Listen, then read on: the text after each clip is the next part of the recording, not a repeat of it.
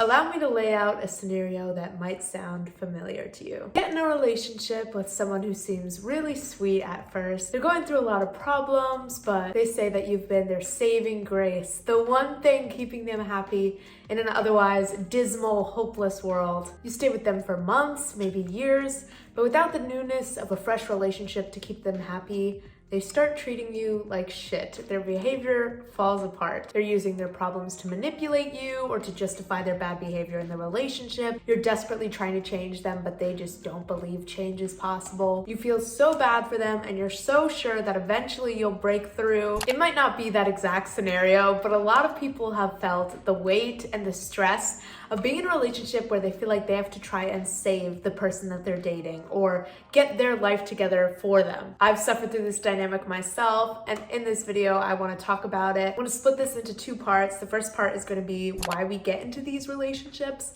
and the second part is going to be why they're so toxic and how to avoid them, because if I can stop literally anyone from getting in one of these situations, that would be great. Throughout this video, I'm going to be using two terms to describe the two people in this relationship, which is the saver and the sufferer. Obviously, the saver is the person trying to save their partner. So that's the dynamic we're going to talk about. I'm also going to do my makeup during this. I don't know, it adds a little something. It gives me something to do while I talk for half an hour. All right, part one, why do we get in relationships like this? The first reason is unfortunately a little bit of a harsh reality check if you are or have been in the saver role, and that is that it's an ego trip. It's ego. Allow me to explain. A lot of times the people who end up in these types of relationships as the saver have a bit of a savior complex. I know I did. You feel like if you're the one to turn their life around, they're gonna be indebted to you. They're gonna be obsessed with you. You're gonna look like and feel like the best, kindest, most understanding, patient person in the world. You're just gonna look like such a great person, a great girlfriend for sticking by this person for so long. You might buy into this idea that, oh my God, this partner is so lucky to have you. You might even hear this from other people, you know? I know when I was in one of these relationships, everyone would always be like, why are you with him? You're too good for him. Like, he doesn't deserve you. It's basically this superiority thing where you feel like you're the more put together, the more ideal partner in the relationship, and you feel better almost than the person that you're with. And there's definitely a little bit of an ego trip to be had in that feeling. You know, you're the one that has it all together. You're the one that needs to take this partner under your wing. This is ultimately toxic for both parties because you're getting a bit of an ego trip over feeling better than someone else, and the other person is constantly having to hear that they're not good enough for the person that they're with, which is certainly not going to help dig them out of any hole that they might be in. There's also like a bit of a power dynamic, a bit of an upper hand here where you're like, you know, you should be so grateful I put up with all your shit. You owe me for what I go through for you type of thing. Also, just to be clear, these are coming from my own experience and perception of these dynamics. Obviously, not everything is going to be universal, but I do think it's worth investigating. Like, if you are in or have been in one of these types of dynamics, like, are you getting some sort of satisfaction, some sort of stroke of your ego by being the patient, like, better partner? The one who was clearly such a great person for sticking with your partner, for staying by their side, even though you were obviously outperforming them or better than them or whatever it is. Like, it's definitely worth considering whether that was an appeal to you, because I think when I was in these situations, it was an appeal for me. Okay, a second reason why I think that people get into these sorts of partnerships is because they hold on to this idea that their partner will change, especially if they were treating you well in the beginning, you know, because they were on their best behavior, they were in a new relationship, which was giving them some temporary happiness, some temporary motivation. We hold on to this idea that eventually they'll go back to treating you that way or to treating you even better, that if you succeed in helping them to turn their life around, they'll be so thrilled that they'll just be like obsessed with you. They'll be constantly thanking you for digging them out of this dark hole. We really hold on to this concept of everything's gonna change. They're gonna change, their life is gonna change, and it's gonna be because of me. You know, eventually we'll be being treated better. We'll be getting the treatment we deserve. They're just in a dark place right now, and they're not capable of that. And we hold on to that idea to a dangerous extent, to an even delusional extent, where the evidence would not suggest that they're making an effort to change, that anything's going to change, but we cling to that idea. And reason number 3 why I think people get into these relationships is definitely the darkest reason, but it's blatant manipulation or fear. So someone blatantly using their struggles to manipulate you, make you stay with them, end up feeling like you can't blame them for their bad behavior because of what they're going through or the struggles that they have. They might be using those mental health struggles to justify everything that they are doing, everything that they're not doing for you, or you end up making excuses on their behalf, saying, oh, well, he's struggling, it's not his fault. And when they're constantly using or bringing up these struggles that they're having and using it as an explanation, you end up feeling like an uncompassionate asshole for asking for literally the bare minimum. There are even darker iterations of this, like guilting you into staying with them, or just generally putting the weight of their mental and physical well-being on your shoulders and making you feel like if you leave them, you will be destroying their lives. And this is like a very extreme case. Luckily, it is not what's happening in the majority of these situations. They're usually a lot more subtle and nuanced and a lot harder to detect. Obviously, this is the darkest, route that these relationships could take. After you get into these relationships, it might be good for a little bit, it might be manageable for a little bit, but suddenly what was once your chance to pat yourself on the back, turn somebody into your little project that you're gonna get into shape, has turned into a really stressful and sometimes scary situation where you feel responsible for someone else's happiness and well-being. Which leads us into the second half of this video. How are these relationships toxic and how can you avoid them in the future? Okay,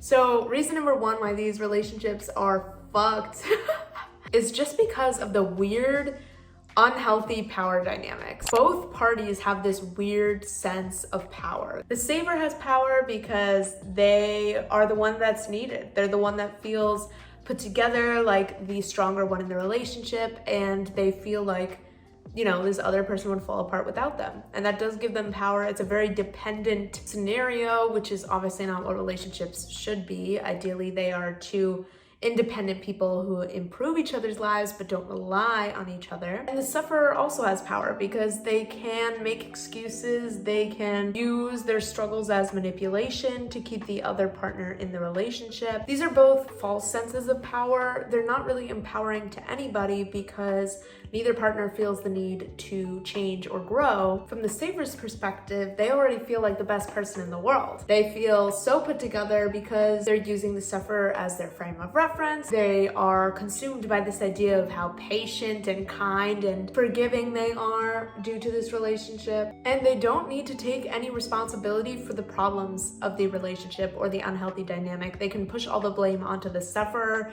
for their dysfunction and not take any accountability for the way that they're enabling the relationship to continue. And it's also not empowering for the sufferer because their methods are working, their excuses are working. They don't feel a need to change or work on themselves because they don't have to. You're accepting their excuses, you're staying with them.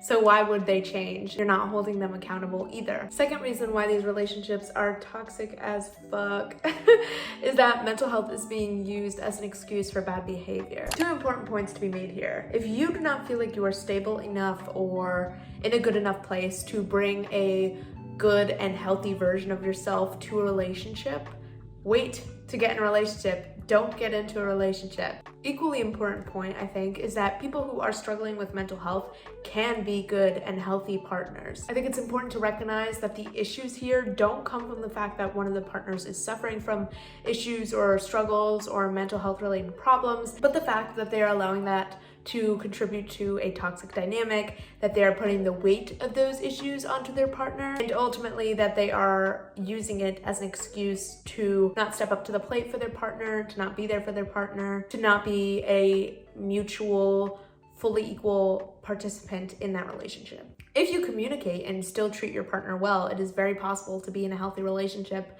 while you're dealing with mental health issues. But it is never and will never be an excuse for treating people badly, in my opinion. You are still responsible for what you bring into your relationships. An example that I think of that I hear so often is when married couples will excuse the other person's behavior because they're stressed about work or they're stressed about anything. Insert a thing that someone could be stressed about. Oh, he's acting this way, he's being rude, he's being short, he's being unaffectionate because he's stressed about work. Something like that. It happens so frequently, and it is so frustrating to hear these constant excuses being given for bad behavior. We all have our moments, obviously, but if you're consistently treating people badly, that is not an excusable thing. That is not something that you can justify with circumstances. And of course, the third reason why these relationships are unhealthy is that they are built on a lie. The idea that you can fix someone is pretty much a myth. Change happens when somebody wants to change themselves.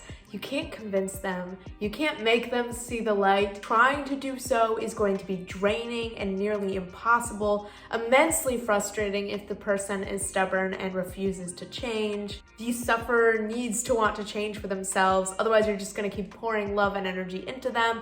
They're going to be soaking it up, not doing anything with it, and not giving you much in return. You can't convince somebody to want to change. Last but not least, how do you avoid these relationships? How do you free yourself if you're stuck in one right now? In my opinion, the biggest thing you can do to avoid these dynamics is to focus on present realities over future hopes. This is so tough because we all love to daydream, we all love to think about hypothetical futures, and that's great, that's wonderful when it comes to a lot of aspects of your life.